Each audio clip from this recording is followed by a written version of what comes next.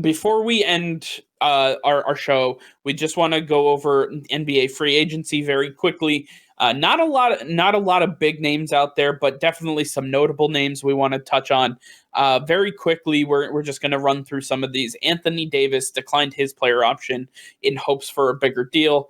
Look, the Los Angeles Lakers are not letting Anthony Davis go anywhere. They gave up a haul and a half to get him into Los Angeles. He just won a championship there. He has already said he wants to go back there. This was mainly just to bring in more money than his player option was going to allow for. I think they're going to sign him to a long-term deal. Do you have any objections to that? No, absolutely not. Anthony Davis isn't moving anywhere. He's going to get paid more money. We're going to see the magic that we saw last season with LeBron James. They just brought in Dennis Schroeder. This team is ready to go. I think more than any other team, they're in a win now situation with LeBron not getting any younger. Right, for sure.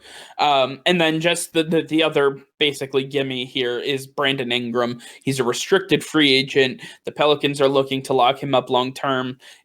He likes playing with the core of players that they have in Lonzo Ball and everybody else that they have there, Josh Hart and such. Do you think that he moves on from New Orleans? Absolutely not. Brandon Ingram thrived there last season. I think that him, Lonzo, and Zion are the future of this team. I think they have not had enough time to really work together to get it going. But once they get it going, this team is going to be a serious contender. For sure.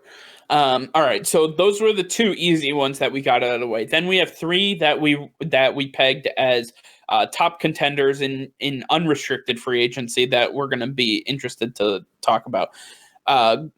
Point guard Fred VanVleet from the Toronto Raptors, major piece to their offense, major piece to their winning culture. Obviously won a championship when Kawhi was there, but nonetheless had a lot to do with it. He becomes an unrestricted free agent. Who do you think best suits Fred VanVleet, and where do you think he ends up? So my top teams for VanVleet are to either return to the Raptors, or I see the Knicks or the Hawks making a push for him. I think VanVleet with, you got Trae Young in Atlanta. I think that would be a great tandem right there.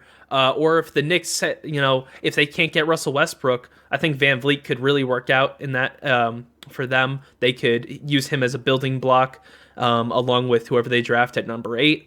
So I think that this that could be a good spot for VanVleet as well.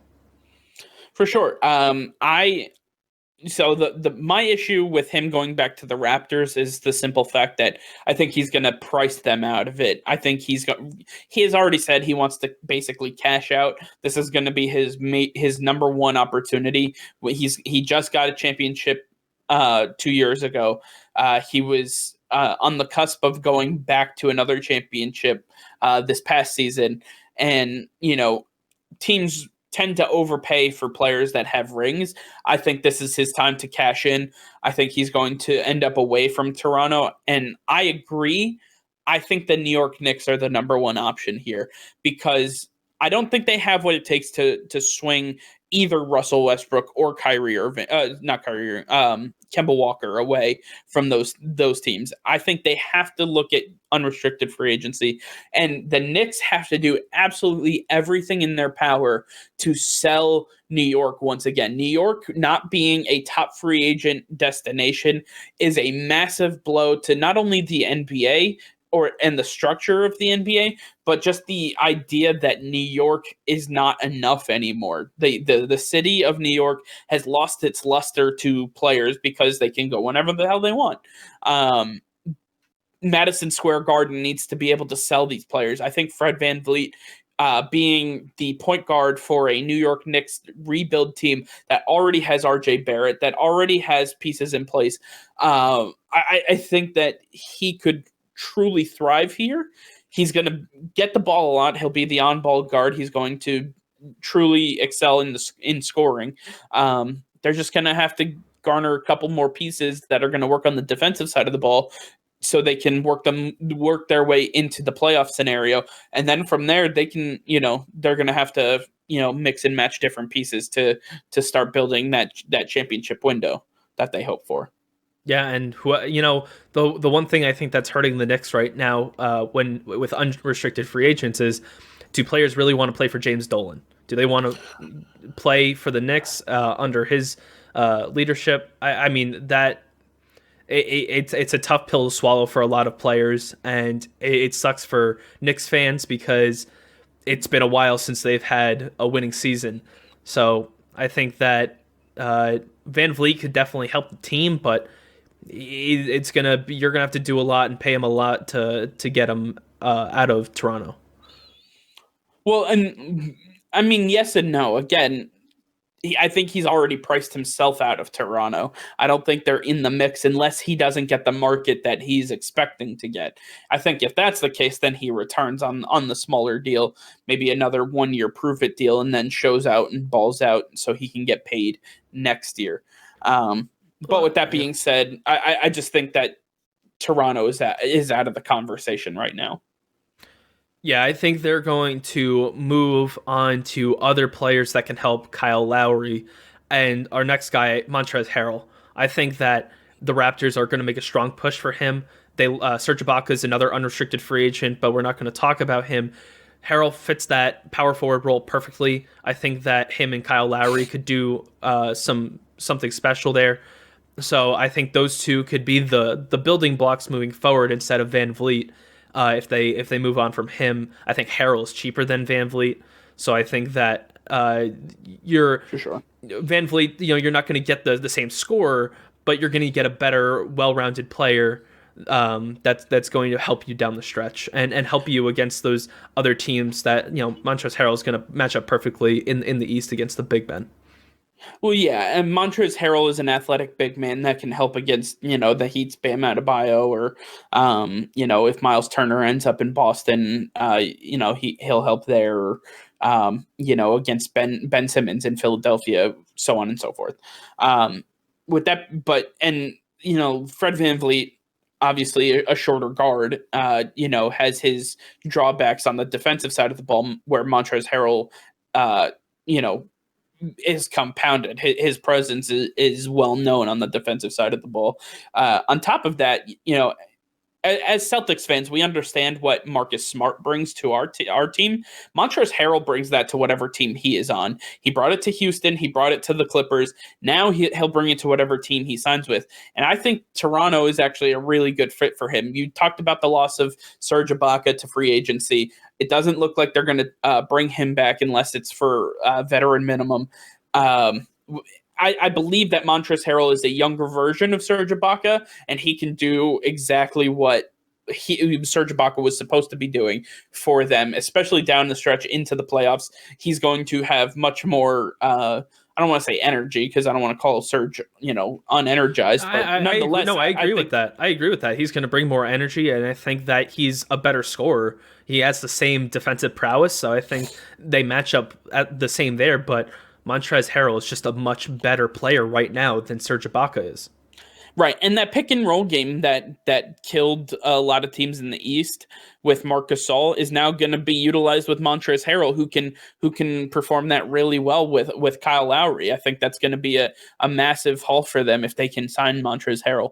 And then the final guy that we have here, who will be a notable rotational piece for some championship caliber team, would be Danilo Gallinari, the journeyman small forward who is a spot-up three-point shooter and a good defensive player, big body, small forward, who slash power forward, who can really guard anything from 1 to 5, can truly be an asset to any team off the bench. Where do you see Danilo Gallinari ending up? Well, Danilo Gallinari, he's been paid in his career. He's not. He's getting up there in age. He's looking for a ring right now, and so he's going to look for a contender. And I think the top 3 teams that he's looking at and that are looking at him are the Miami Heat, Toronto Raptors, and the Brooklyn Nets. I think those are 3 teams that are competing right now, and I mostly see him going to the Miami Heat. I think with you got Goran Dragic, who's a free agent, and I think if he doesn't return, Danilo, although different positions, offer a very similar skill set where they can both score. I think Danilo is still a great scorer. He can help you. He's another big man that can help off the bench. So I think Danilo would be best fit with Miami, and I think they could use his talents the most. But Toronto and Brooklyn, two teams that, depending on what they're, if they make some trades and lose some pieces, he definitely has a spot on both those teams. Yeah, it'll be interesting. I think he fits the Heat culture very well. I think his ability to shoot the ball and come off as a rotational piece. That's what the Heat lacked in the finals, was somebody who can carry scoring when Jimmy Butler left the floor. I think they need somebody in that specific role that can create their own shot, that can spot up 3-point shoot. Basically somebody who needs to be taken seriously by opposing defenses, not just in the regular season, but throughout the playoffs, because in the playoffs, as most of you who watch the NBA know, your rotation shrinks down to about 6 or 7 players versus the normal 8 to 9 players that you have in the regular season. So at this point, I think Danilo Gallinari would be best suited to head to Miami, play for a coach like Eric Spoelstra, who knows exactly what he's doing. He's won championships before. He knows how to utilize rotations and get the best out of players. I think that would be the exact best spot for Danilo. And he gives Miami Heat a little bit extra height. I believe he's 6'8". He might be even taller than that, but some added height would definitely help this Miami team out, especially against the other competition in the East, which are mostly taller teams than them. So he would definitely add some size that would help them down the stretch.